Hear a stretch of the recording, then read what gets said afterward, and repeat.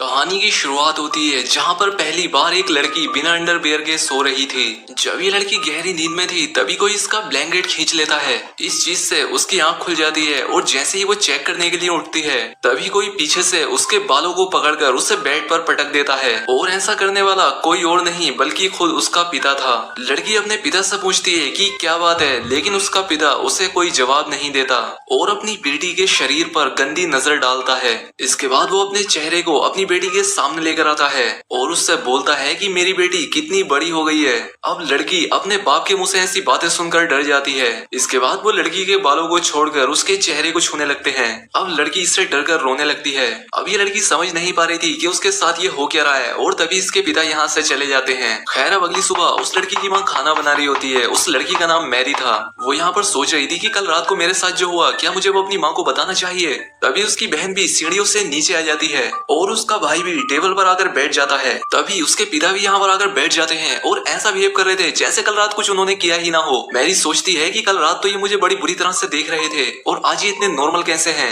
इसलिए मैरी अपनी टेबल से उठती है और वहाँ से चली जाती है। तभी उसकी माँ यहाँ पर आकर खाना जोर से टेबल पर पटकती है। यहाँ किसी को भी समझ नहीं आ रहा था कि यहाँ हो क्या रहा है। यहाँ पर मोम बड़ी ही अजीब तरह से खाना खाती है जैसे उसने पिछले कई दिनों से खाना खाया ही ना हो। मोम को ऐसी हरकत करते देख उसके बच्चे डरने लगते हैं। अब उसका बेटा भी खाने को उगल देता है और कहता है खाने में बहुत नमक है और अब मोम उसी खाने को उठाकर पागलों की तरह खाने लगती है। अब यहाँ पर बात यह है कि इस फैमिली के साथ इतनी अजीब अजीब चीजें क्यों हो रही हैं।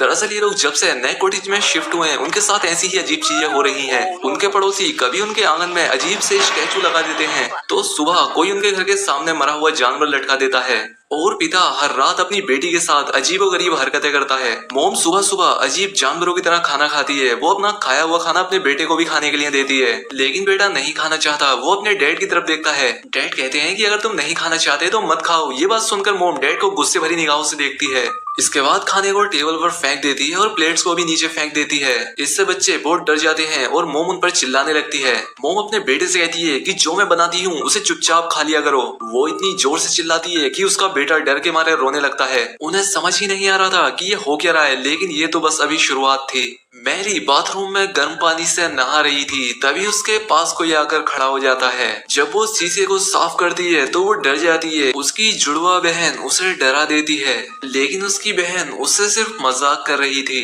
इसके बाद ये दोनों बहनें अपने कमरे में चली जाती हैं, जहाँ पर मेरी अपनी बहन को बताती है कि हर रात कैसे उसके डैड उसके रूम में आकर उसके साथ अजीबोगरीब हरकतें करते हैं। मैरी को ये बात सुनकर यकीन नहीं होता कि ये सब उसकी बहन के साथ भी हो रहा है। तभी उनके डैड भी वहाँ पर आ जाते हैं। ये दोनों बहनें जो आपस में बात कर रही थी, इनके डैड ने भी वो सब सुन लिया था। यहाँ पर डैड उनसे कुछ पूछने लगते हैं और इतने में ही वो एक चाकू निकाल कर उन पर अटैक कर देते हैं। मैरी उन्हें धक्का देकर गिरा देती है और इसके बाद ये दोनों बहनें यहाँ से भाग जाती हैं। लेकिन तभी अचानक से फिर से उनके डैड उनके सामने आ जाते हैं और मैरी के बालों को पकड़ लेते हैं। वो कुछ देर के लिए इन दोनों को देखते हैं। इसके बाद मैरी को नीचे फेंक देते हैं। मैरी सीढ़ियों पर जाकर गिरती है और वहीं पर बेहोश हो जाती है। मैरी की बहन एना डरकर वहां से भागने लगती है। जब वो पीछे मुड़कर देखती है तो वो पाती है कि उसके डैड उसके पीछे नहीं आ रहे हैं। डैड स्टोरेज रूम में जाते हैं और वहां से एक बड़ा सा हथौड़ा लेकर बाहर आते हैं। दूसरी तरफ मैरी को भी होश आ जाता है और वो अपनी बहन को ढूंढने लगती है। तभी उसे लगता है कि उसके पीछे कोई है और जब वो पीछे मुड़कर देखती है तो वो पाती है कि उसके डैड हथौड़ा लेकर उसके पीछे खड़े थे। अब वो हथौड़ा लेकर मैरी पर हमला करने ही वाले होते हैं कि तभी एना जोर से चिल्लाती है, जिससे डैड रुक जाते हैं। एना एक बेड से अपने डैड के मुंह पर जोर से मारती है, लेकिन उसके डैड को कुछ भी नहीं होता और इसके बाद वो उस पर भी हथौड़े से हमला करते हैं। लेकिन एना नीचे झुक जाती है और हथौड़ा दरवाजे पर लग जाता है। तभी नीचे से एक जानी पहचानी सी आवाज आती है। वो आवाज किसी और की नहीं होती बल्कि उनके डैड की थी, जो कि ऊपर आ रहे थे। डैड की आवाज सुनकर ये आदमी हथौड़े को नीचे फेंककर दूसरे रूम में चला जाता है। तभी डैड ऊपर आते हैं, जो कि काफी डरे हुए थे। वो अपनी बेटियों को देखते हैं जो कि उनसे डरकर पीछे हट रही थी। डैड का पैर हथौड़े पर आता है और वो उस दीवार पर हुआ बड़ा सा छेद भी देखते हैं। डैड अपनी बेटियों से कहते हैं कि क्या तुम दोनों यहाँ पर लड़ाई कर रही थी, लेकिन वो दोनों कोई जवाब नहीं देती। और तभी उनका भाई अपने कमरे से निकलकर यहाँ पर आता है। मैरी और एना उसे वहाँ से भागने के लिए कहती हैं और तभी एक औरत उस हथौड़े को उठा लेती है, जो कि उनकी माँ थी। उनके डैड मुड़कर अपनी वाइफ को देखते हैं जो कि उनके पास आती है और अचानक से उन पर हमला करने लगती है। डैड उसे रोकने की कोशिश भी करते हैं लेकिन वो उसे धक्का मार कर गिरा देती है। यहाँ पर मोम बहुत ही एविल सी स्माइल करती है और टूटे हुए कांच पर पैर रखकर अपने रूम में चली जाती है। तभी नीचे से फिर से एक औरत की आवाज आती है जो कि और कोई नहीं बल्कि इनकी असली मोम थी। वो ऊपर आती है और इन सबसे पूछती है कि यहाँ क्या हो रहा है, लेकिन सब उनसे डरने लगते हैं। डैड डरते हुए रूम का दरवाजा खोलते हैं लेकिन रूम में कोई भी नहीं होता, पर डैड फ्लोर पर पड़े हुए हथौड़े को देखते हैं। इसके बाद मोम अपनी बेटियों के पास जाती है और उनसे पूछती है कि क्या हुआ, लेकिन एना और मेरी अपनी मोम से डर रही थी। अब अगले दिन डैड अपने भाई को घर बुलाते हैं। उनका भाई चर्च का एक फादर था। अगले दिन वो इनके घर आता है। फादर उन्हें ऐसी ही अजीब घटनाओं के बारे में बताता है लेकिन उसका बड़ा भाई इस सब पर विश्वास नहीं करता था। रात को ये लोग डिसाइड करते हैं कि ये लोग सभी एक रूम में एक साथ सोएंगे।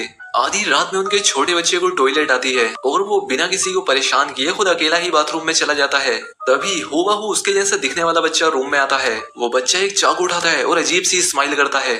वो फादर को मारना चाहता था लेकिन वो उसे नहीं मारता। ऐसा लग रहा था जैसे उसे किसी चीज ने रोक दिया हो। तभी फादर अपनी आंख खोलते हैं और फादर की वजह से ही ये लोग एक रात चैन की नींद ले पाए थे। अब क्योंकि फादर अकेले इस चीज से नहीं लड़ सकते थे इसीलिए वो अपनी एक सीनियर की हेल्प मांगते हैं। सभी सीनियर आपस में बैठकर बात करते हैं कि आखिर इस फैमिली के साथ हो क्या रहा है और ये सभी लोग एक्सोर्सिज्म करने का प्लान बनाते हैं। ये फादर अपने काम में काफी माहिर होता है और इसके काफी चाहने वाले भी थे। शाम को फादर्स की टीम उनके घर जाने के लिए निकलती है लेकिन रास्ते में एक कौवा उनकी गाड़ी के कांच पर अटैक करके उसे तोड़ देता है जिससे गाड़ी का बैलेंस बिगड़ जाता है और गाड़ी एक गड्ढे में जाकर क्रैश हो जाती है। दूसरी तरफ डैड अपनी बेटी मेरी को बेड से बांध देता है। यहाँ पर मोम उसे समझाने की कोशिश करती है लेकिन वो कहता है कि ये सब ठीक करने का बस यही एक रास्ता है। अब आधी रात में फादर खून से लथपथ होकर उनके घर आते हैं और बताते हैं कि सभी फादर्स मारे जा चुके हैं इसलिए अब जो भी करना है वो हमें ही करना होगा। यहाँ पर मैरी को बेड से बंधा हुआ देखकर वो अपना काम करना चाहते थे लेकिन उन्हें इसमें डर लग रहा था क्योंकि लास्ट टाइम जब उन्होंने एक्सोर्सिज्म करने की कोशिश की थी तो शैतान ने फादर की पूरी फैमिली को मार दिया था। उन्हें डर लग रहा था कि कहीं फिर से ऐसा ना हो जाए और अगर ऐसा हुआ तो वो अपने भाई की फैमिली को भी नहीं बचा पाएंगे और इस बात का पछतावा उसे पूरी जिंदगी रहेगा। लेकिन उसका भाई अपने घुटनों पर बैठकर उससे भीख मांगता है कि तुम कुछ करो, हमें शैतान से लड़ना ही होगा वरना वो हम सभी को मार देगा। ये बात सुनकर फादर कैंडल जलाता है और मैरी के ऊपर होली वाटर को छिड़कता है। मैरी होली वाटर की वजह से चिल्लाने लगती है। उसे समझ नहीं आ रहा था कि ये हो क्या रहा है। इसके बाद फादर मैरी के सीने पर एक क्रॉस रख देता है और उसे एक लकड़ी से मारने लगता है। मैरी दर्द से चिल्लाने लगती है और उससे पूछती है कि वो उसके साथ ऐसा क्यों कर रहा है। फादर डैड से कहता है कि क्या तुम अब भी इस सब को जारी रखना चाहते हो, जिस पर डैड मैरी के पैर को पकड़ लेता है जिससे वो हिल ना पाए। अब मैरी जोर जोर से रोने और चिल्लाने लगती है और फादर जोर जोर से उस छड़ी से मैरी को मारता चला जाता है। ये देखकर उसके पिता रोने लगते हैं। इसके बाद फादर दूसरी वुडन स्टिक निकालता है और उससे मैरी को मारने लगता है। मैरी दर्द के मारे बेहोश हो जाती है और वहीं दूसरी तरफ जहां एक्सीडेंट हुआ था वहां पर पुलिस की टीम जाती है।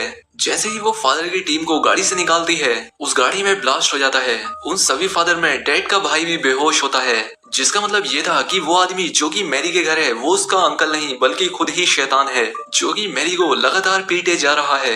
अब मैरी की मोम से और बर्दाश्त नहीं होता। वो कहती है ये कोई एक्सोर्सिज्म नहीं है, ऐसा करने से तो मेरी बेटी मर जाएगी। वो फादर को पकड़ लेती है ताकि वो मेरी को मार ना सके। वो अपने हस्बैंड को देखती है और उससे कहती है कि हम अब और नहीं कर सकते, इससे सही तो ये होगा कि हम सब लोग एक साथ ही मर जाएं। लेकिन तभी ये अपनी वाइफ को धक्का मार देता है और अपने भाई से रिचुअल कंटिन्यू करने को कहता है। तभी उस आदमी को एक आवाज सुनाई देती है जो कि उससे कह रही थी कि वो एक डरपोक आदमी है और वो गलत का साथ दे रहा है। और तभी जैक को सब समझ आने लगता है। वो अपनी वाइफ का गला दबाने लगता है और फादर एक खतरनाक सी स्माइल करता है।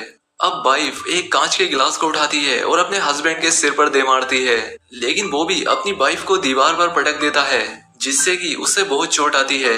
तभी वो अपने भाई की तरफ देखता है जो कि काफी डरावनी सी स्माइल करते हुए उसे देख रहा था और इसीलिए ये भी उस शैतान पर हमला कर देता है, लेकिन वो उसे मारकर नीचे गिरा देता है। और जैसे ही वो शैतान उस आदमी को मारने वाला होता है कि तभी रियल फादर यहाँ पर पहुंच जाते हैं। वो यहाँ पर कुछ मंत्र पढ़ने लगते हैं जिससे वो बुरी आत्मा यहाँ से गायब हो जाती है। मैरी बुरी तरह से जख्मी हो गई थी। वो स्टोरेज रूम की तरफ जाने लगती है और अपने डैड की तरफ देखते हुए पूछती है कि तुमने मुझे इतनी देर तक मार खाने क्यों दी। तभी फादर मैरी के सामने एक मिरर रखते हैं जिससे कि उसकी बॉडी से शैतान निकलकर बाहर आ जाता है। फादर उस शैतान को अपने शरीर के अंदर ले लेता है और अपने भाई से उसे मारने के लिए बोलता है। जिस पर उसके भाई टूटे हुए क्लोथ्स को उसके सीने में घुसा देता है, जिससे फादर और वो शैतान दोनों ही एक साथ मर जाते हैं। और इसी के साथ इस मूवी का भी यहाँ पर एंड हो जाता है। तो दोस्तों